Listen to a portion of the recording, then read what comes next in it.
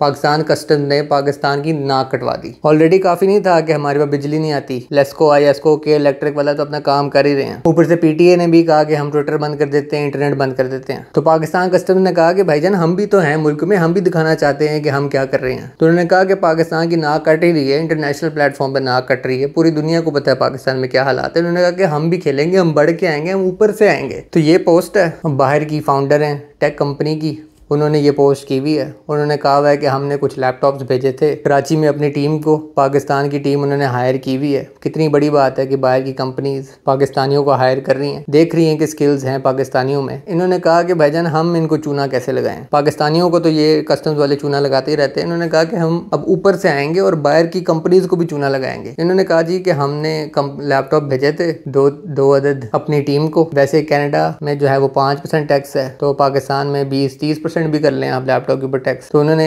Claim किया है जी कि इन्होंने इस पे इतना टैक्स मांगा जितने में नया लैपटॉप आ जाना था। ऊपर से ये बता रही हैं कि वो लैपटॉप वापस करने की भी उनको ऑप्शन नहीं मिली हुई। कस्टम्स वालों ने उनको कहा है कि या तो 15 दिन में आप हमें पैसे दें या फिर हम जो है ये लैपटॉप ऑप्शन आउट कर देंगे, मतलब जो हमें पैसे देगा इस लैपटॉप के हम उसको बेच देंगे, पावे जितने मर्जी का हो। अब ये कितनी अजीब सी घटिया किस्म की बात है कि इंटरनेशनल कंपनी जो है वो पाकिस्तान से लोग हायर कर रही है और वो चाह रही है कि पाकिस्तानियों को वो हार्डवेयर प्रोवाइड करें, वो टूल्स प्रोवाइड करें जिससे वो बेहतर काम कर सकते हैं। ऑलरेडी इंटरनेट स्लो है, ऑलरेडी बिजली की लोड शेडिंग है, ऑलरेडी फाइनेंशियल सिचुएशन जो है वो इतनी ख़राब है पाकिस्तानियों की, उसके ऊपर आप जो है ये टैक्स के रोले भी डालना शुरू कर देंगे। अब आप कह सकते हैं कि तला तुमने इस लड़की की बात कैसे मान ली है, ये तो कोई भी आगे इस तरह की पोस्ट कर सकता है। तो सर मैं ऐसे हवा में बात नहीं उड़ा रहा, ये मैं पर्सनली एक्सपीरियंस कर चुका हूँ कस्टम्स वालों के साथ। 5-6 सालों पहले मेरी दादी को स्ट्रोक हुआ तो उनकी आधी बॉडी जो है वो पैरालाइज हो गई हुई थी, तो हमने उनके लिए बाहर से एक व्हील चेयर की टाइप की चीज़ मंगवाई जिसकी मदद से वो खड़ी हो सकती थी। अब वो 500 यूरो की टोटल चीज़ थी और उसके डब्बे पे मेंशन था कि क्या चीज़ है, इसकी क्या वैल्यू है, और ये माजूर खातून के लिए सब कुछ मेरे चाचा ने अपनी अम्मा के लिए भेजी थी, मेरी दादी। उस पे शिपिंग DHL वालों ने जो अपने चार्जेस लिए और ये टैक्सेस वगैरह मिला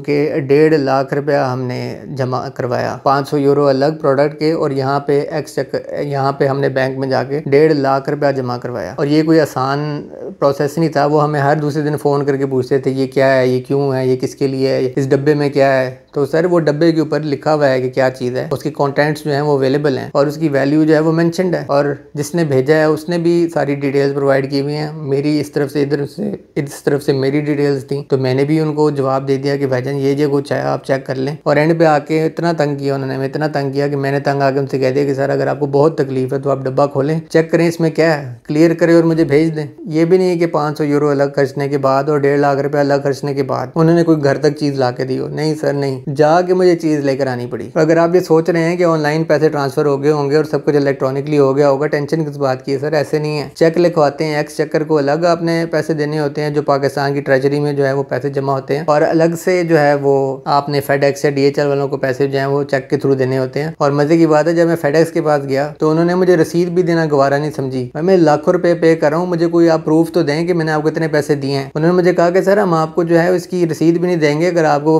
प्रूफ चाहिए कि हमने जो है वो पेमेंट ली है तो आप ये स्कैन करवा लें, स्कैन करा के प्रिंट करवाएं अपनी पैसों से खुद जाके, और फिर हम उसके ऊपर साइन कर देंगे। और साइन के ऊपर कुछ भी नहीं लिखा हुआ था, तो बंदे ने अपना साइन किया हुआ था, ये भी नहीं लिखा हुआ था कि हमने पैसे रिसीव कर लिए या कोई इनवॉइस दी हो। मतलब इतना 1.5 लाख रुपया खर्च रहा है आपकी सर्विसेज इस्तेमाल करके और ये चीज़ें आपकी कंपनी के थ्रू लेने के, आप आगे से ये कह रहे हैं कि मैं एक इनवॉइस भी प्रिंट आउट करके नहीं दे सकता आपको। ये हालात है। दूसरा, मेरा कस्टम्स वालों के साथ पाला इस तरह पड़ा, और मुझे ऐसे इसलिए ये पता है कि इस तरह की हरकतें होती हैं अजीबोगरीब किस्म की, कि जब मैं फास्ट यूनिवर्सिटी में था तो वहाँ पे एक लड़का हमारे साथ पढ़ता था। मुझे गेमिंग का बहुत शौक है, तो वो भी गेमिंग शेमिंग की कोई बात हो रही थी तो मैंने भी उससे बात कर ली। अब मैं अच्छी भली वेल ऑफ फैमिली से हूँ, मैं उस वक्त जो है वो अच्छे खासे पैसे कमा रहा था। मेरे पास GTX 1060 था जो मिडिल रेंज कार्ड था। वो लड़का मुझे बताया रहा है कि उसके पास जो है वो 2 लगे हुए हैं 1080 उस दौर में हाईएस्ट एंड कार्ड था, ग्राफिक्स कार्ड, जो गेमर्स हैं उनको पता होगा। मैंने उससे पूछा यार तुमने ये कहाँ से मंगवाए हैं 1080? तो उसने मुझे बताया कि मेरे अब्बा जी कस्टम्स में काम करते हैं, ये किसी ने मंगवाए थे तो हमने उनसे ले लिए और वो ऑक्शन में बिक जाते हैं, तो